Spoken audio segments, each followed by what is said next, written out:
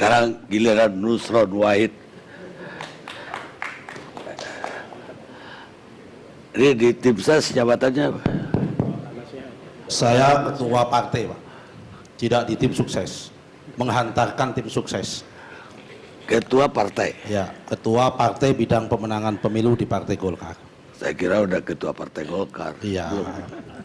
Assalamualaikum warahmatullahi wabarakatuh.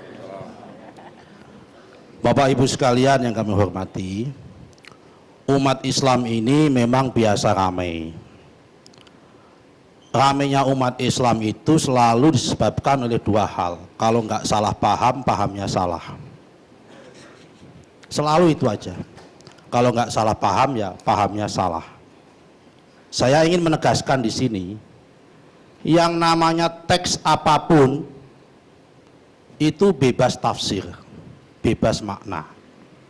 Yang namanya Al-Quran, yang paling sah untuk menafsirkan, yang paling tahu tentang Al-Quran itu sendiri adalah Allah Subhanahu wa Ta'ala dan Rasul, bukan Majelis Ulama Indonesia, bukan Ahmad Dhani, bukan Daniel Simanjuntak, bukan saya maupun sama Hamka Haq, bukan itu. Al-haqqu min rabbik, kebenaran itu hanya datang dari Allah Subhanahu wa Ta'ala. Itu adalah ilmu tafsir. Yang paling tahu tentang teks ya orang yang membuat teks itu sendiri. Dalam ilmu sastra, Mas Fadli senior saya di UI, ada namanya proses kreatif. Yang paling tahu tentang makna puisinya Taufik Ismail, ya Taufik Ismail. Bukan kita menerjemahkan seakan-akan.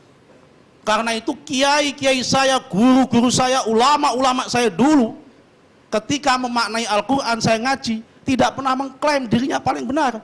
Selalu ditutup dengan satu kalimat, wallahu a'lamu bimuradihi, bahwa hanya Allah lah sesungguhnya yang paling tahu tentang maknanya, bukan orang lain.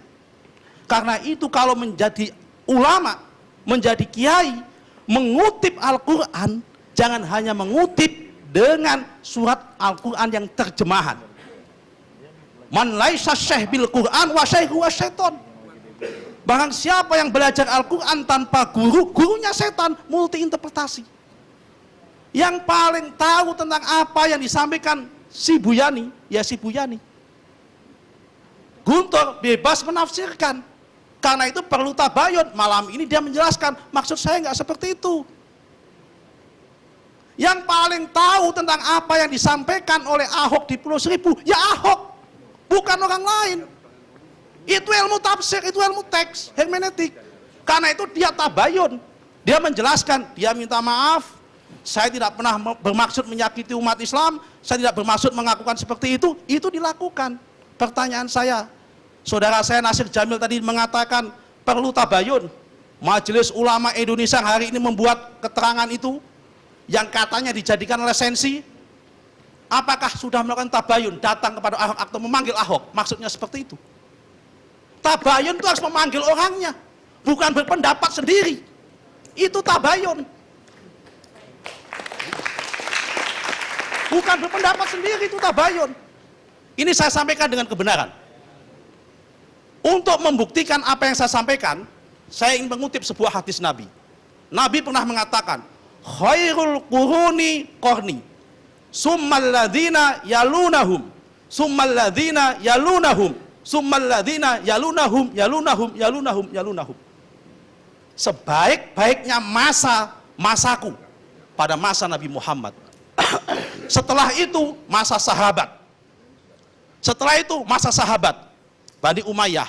Setelah itu masa sahabat Bani Abbasiyah. Setelah itu masa ulama dan sebagainya sampai sekarang. Ini adalah mana derajat kebaikan. Saya ingin bertanya, sejarah membuktikan Pak Karni tidak ngarang. Pada abad Bani Abbasiyah, Khalifah Abbasiyah ke-16, Sultan Khalifah Al-Mu'tadid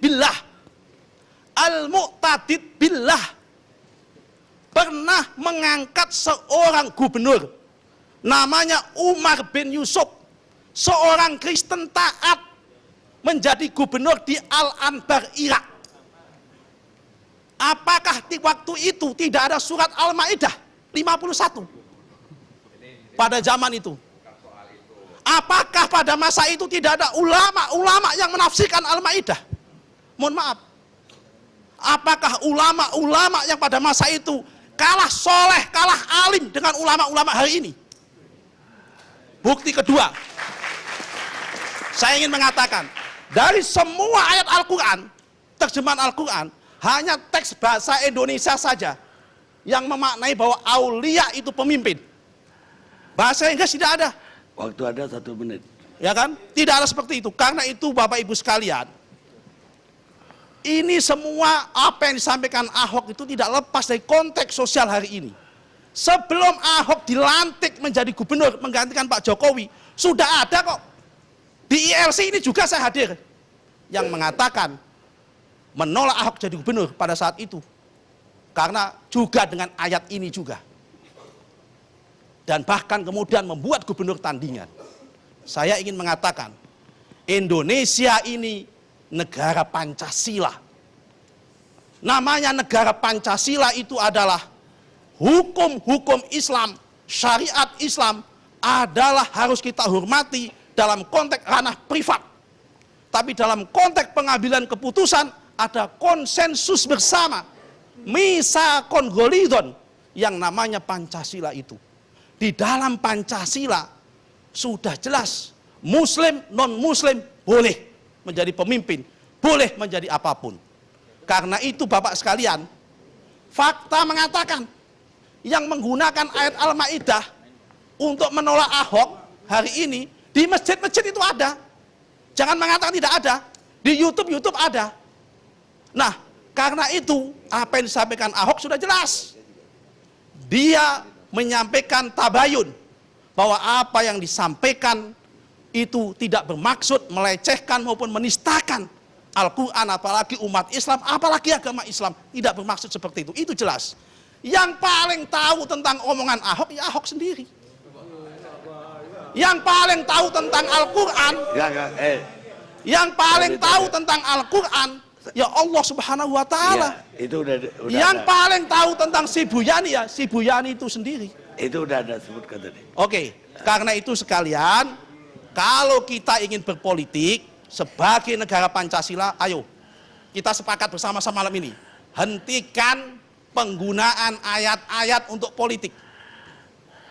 Ayat Al-Maidah tidak ada kaitannya dengan politik.